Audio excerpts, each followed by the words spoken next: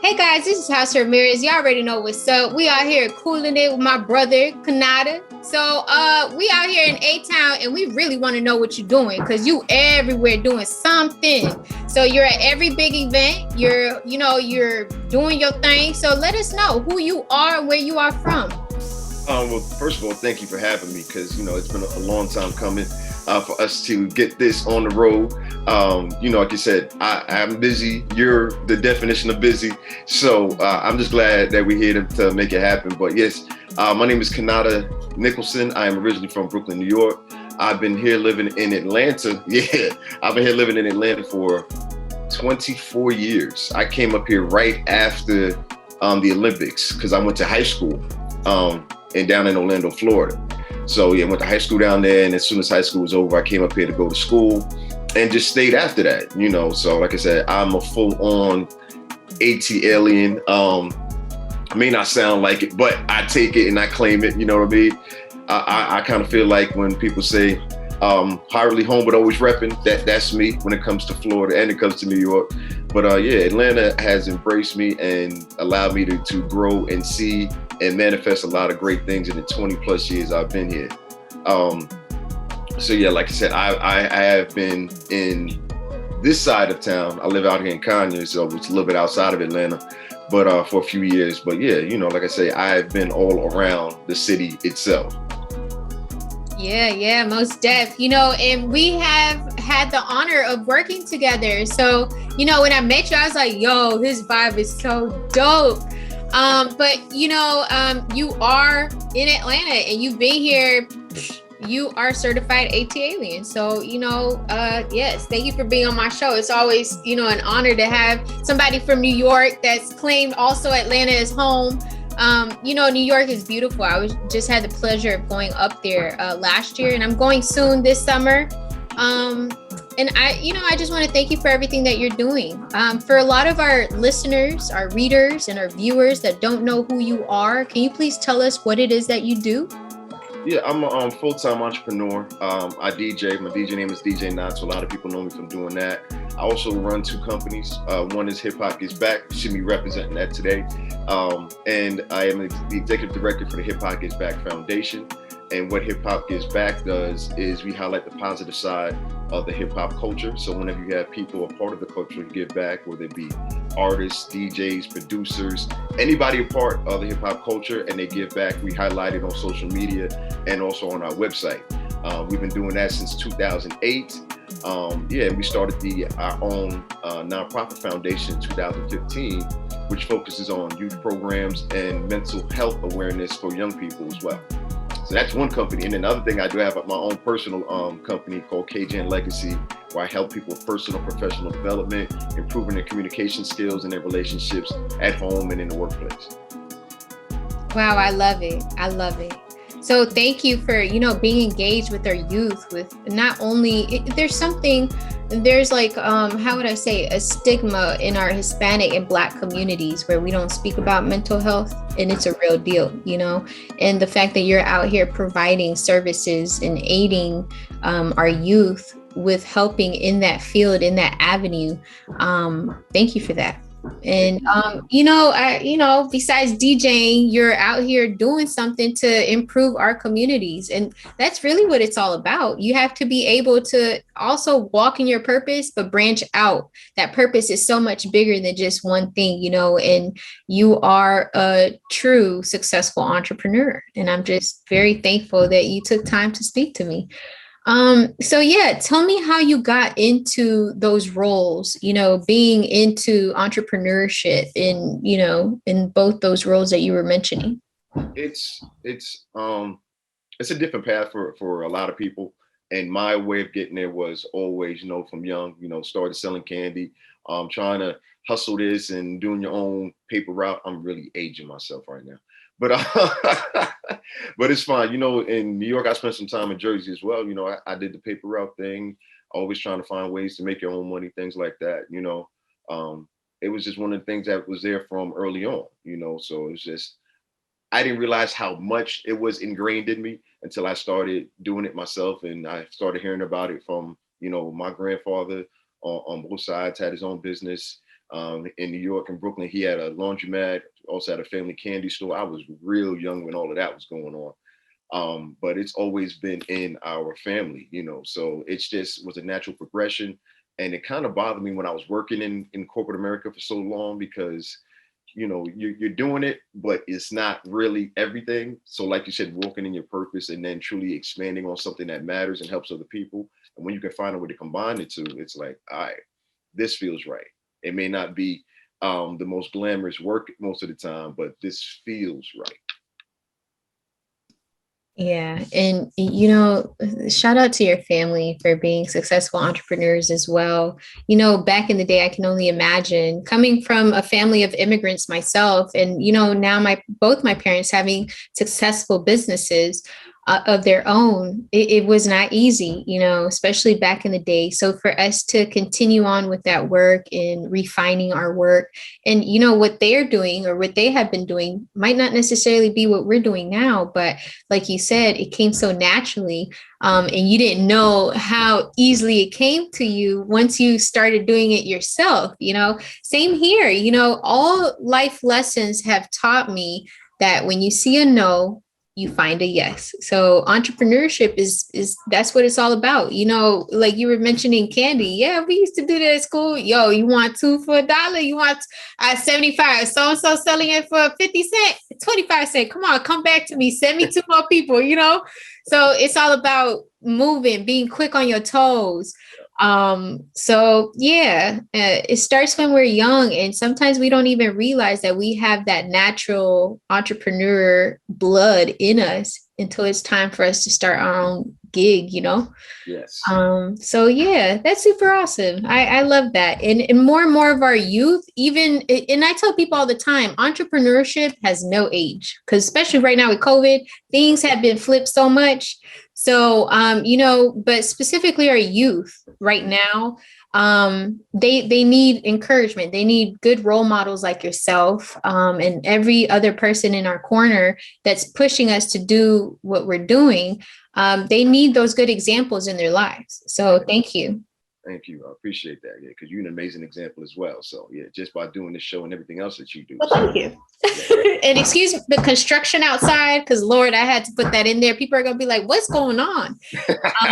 But we're still making it do. So, and thank you for that compliment. I appreciate that. I don't take that lightly. So let me ask you something. Would you encourage others to start their own businesses? Would you encourage entrepreneurship to others? And I think I know where you're leaning, but I just want to ask. I don't like assuming. And why would you suggest that? Like we were just saying, I think if it's you, I would recommend it. I can't say I would recommend it for everybody, because some people is just they're not built for it. Because like you said, it's a lot of sacrifice, and their abilities and talents may just be in another lane. So it's definitely not for everybody. Do I recommend everybody have some type, at least try it? Yes. And I say try it even when you're young and you're still trying to figure it out. I have a 19-year-old daughter now who has her own business. And I think she first started doing her own thing, I want to say in middle school as well, because she ended up doing the candy thing in high school. I remember that. And she might have done something before, and I got to remember. She may get on me for not remembering. But yeah, I think everybody should at least try it and then go from there, because you never know until you try it. You know what I mean? Not everybody's a great salesperson. And I get that, but there's so many different ways and avenues now to where you don't have to be a top 10 salesperson and still have a successful business. So try it and see, and just start to figure out who you are, start to learn your own identity, and then that'll help you along your way, your own path of what you really want to do. Absolutely. I agree with you. And, shout out to your daughter. My children, I'm in the process of branding them. So what I've been doing, carrying on different brands on my back and pushing and promoting for others, they're carrying the baton, and they are being branded to being young, successful entrepreneurs as well. They have to learn that there are other options as well. And like you said, it might not be for everybody, but at least I taught them the basics: opening up your bank account, first getting the LLC, the EIN, the bank account to match it, then, the merch, how to ship, how to all that, you know, how to properly market yourself.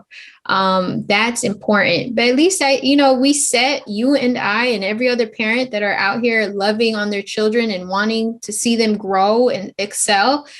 We give them the foundation. So you have this to choose or anything else that you want to do in life, but at least you have the basics, you know, and a lot of times we don't get taught that. We just learn along the journey of entrepreneurship, you know, and I'm all for that because that's, you know, me. Of course, I have people in my corner that are pouring into me, but I like to read. I like to learn. And sometimes, you know, we don't always have parents just telling us what we should be doing, you know? Right.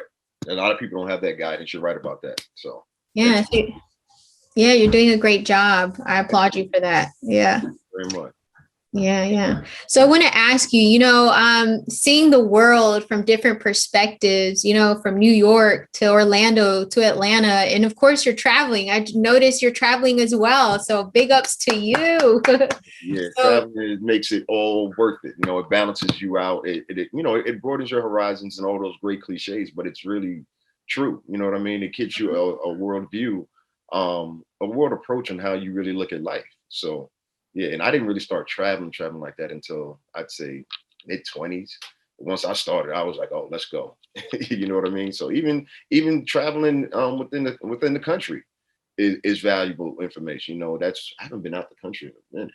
Of course, with everything going on, but yeah, still making my rounds and doing what we can, putting out and helping where we can. Yep, definitely. You know, traveling is a necessary thing.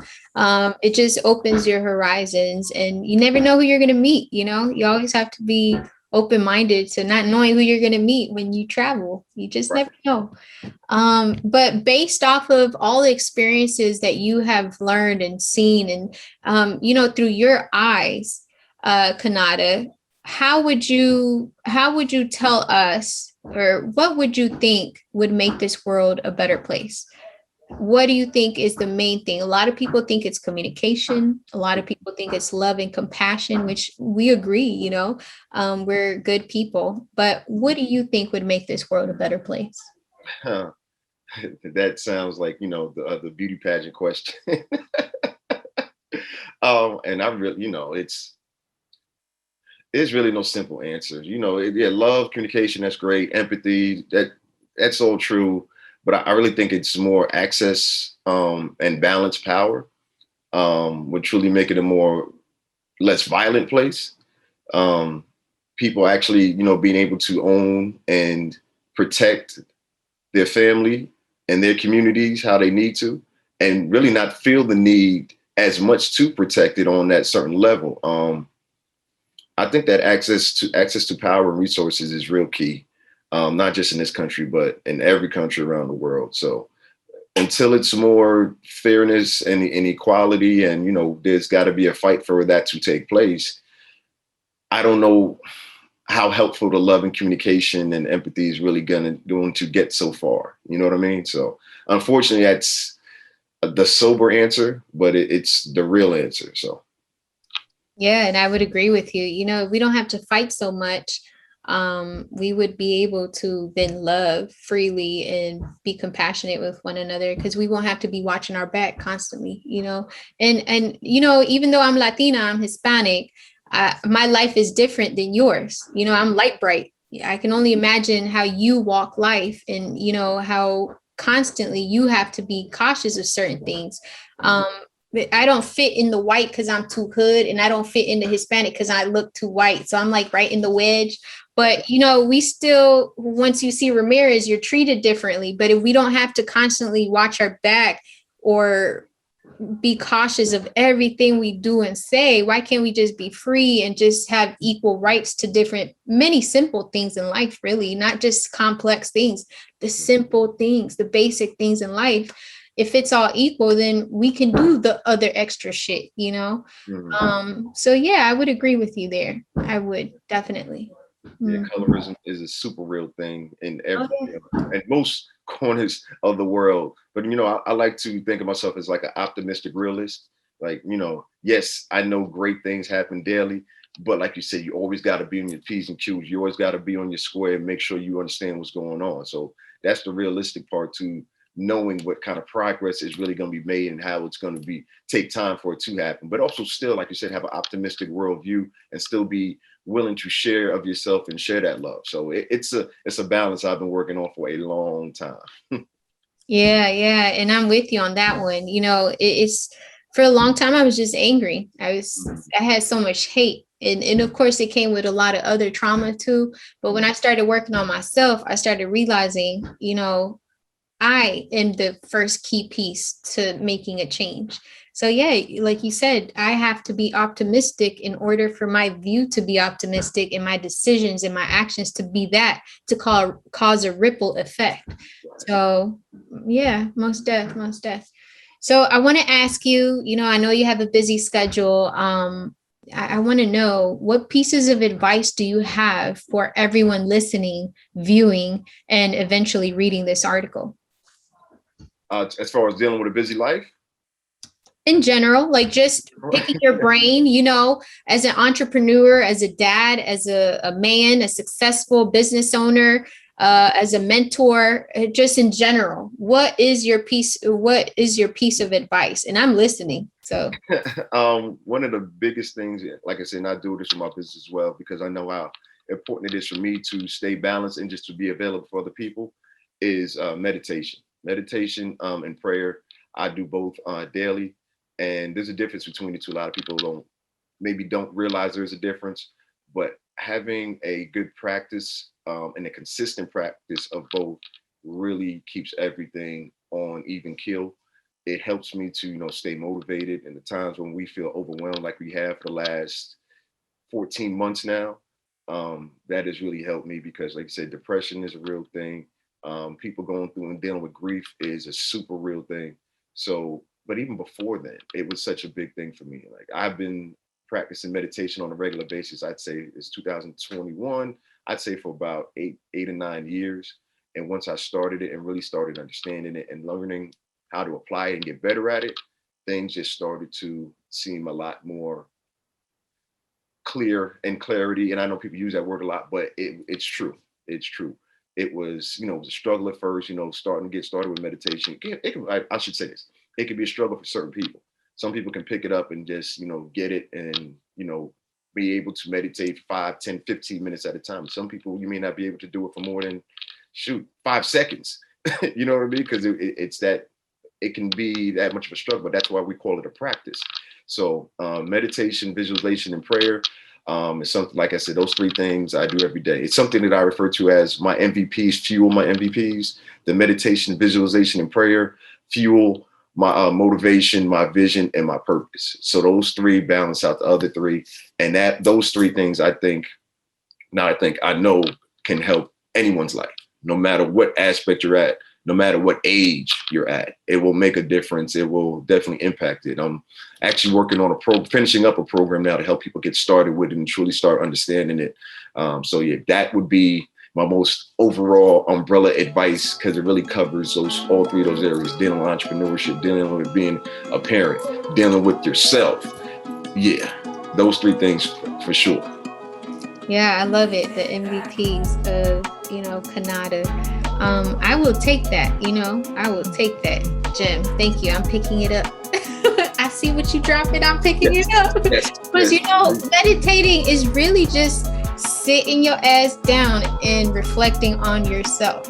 And like you said, a lot of people just can't do it, and it's okay. But when you put practice in, practice does make perfect. So eventually you'll get the hang of it. And you'll be able to sit down one-on-one with yourself. Because that's really what it is. You're reflecting over your whole self and your whole situation and how you can better it and what you're thankful for, and just really getting in depth into who you are as a person. And right now we're seeing that we have all the time sitting at home, sitting in the office, sitting wherever you sitting, to take that time to get to know who you are and how to better yourself. So now's the time. That was definitely the time. Yeah.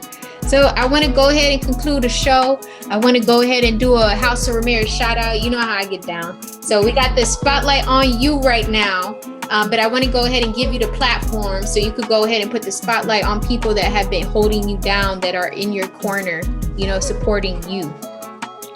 where to start? It's so many because it's like I said, from my personal growth to the companies to the businesses to helping me raise. Let me just get to it.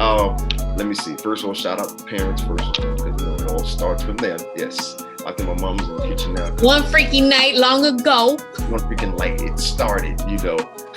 They seen it like a zenith, and they said, "This is what you're gonna do." But yeah, shout them out. Shout out to one of my business partners, Mike. Please restart Hip Pockets back together. Wouldn't be able to take it to as far as we have. Shout out Fort Knox, who always been holding us down as an ambassador as well. Man, who else? Shout out my daughter's mother. And on parenting side, definitely wouldn't have been able to go out there and grow the business and take on those entrepreneurship roles and things without her assistance. But yeah, it's trying to think. When you try to single people out, it's just you're gonna leave somebody out or a lot of people out. So let me just do the blanket one and say, if you ever assisted me in any part of my growth and helping Hip Pockets back, any of our volunteers and sponsors, or not sponsors, volunteers and partners, and I think I want to shout y'all out. I'm gonna come up with a better list of this because I've never really been asked that like that without them being there. But yeah, so we don't make this a whole hour-long shout out. Then yeah, I'll just do it like that. I take it. We gonna have to practice that Grammy speech. When you get your Grammy, you go ahead and start practicing that in the mirror. So I practice every morning, dude. You stop playing. I'm finna get mine. Yes, sir. Practice the elevator pitches. So I got a 10-second one, a 30-second one, a minute one, but it's the awards you got to work on now. Yeah, you're right. But I appreciate you taking time out of your busy schedule to just come on my show. Do excuse all the construction. Thank you for being so patient with me. Shout out everybody in your corner, your parents, your daughter, the mother of your child, everybody that is holding you down with your brands, your partners, everybody that's supporting you. You're doing big things, Konata. Keep up the great work. Thank you. I appreciate that. Thank you for having me too. Yes, most def. And we'll bring you back on the show when you're doing something new. So, this is not the last time. So until next time. See you later. Thank you. Make sure to follow House of Ramirez on all social media platforms.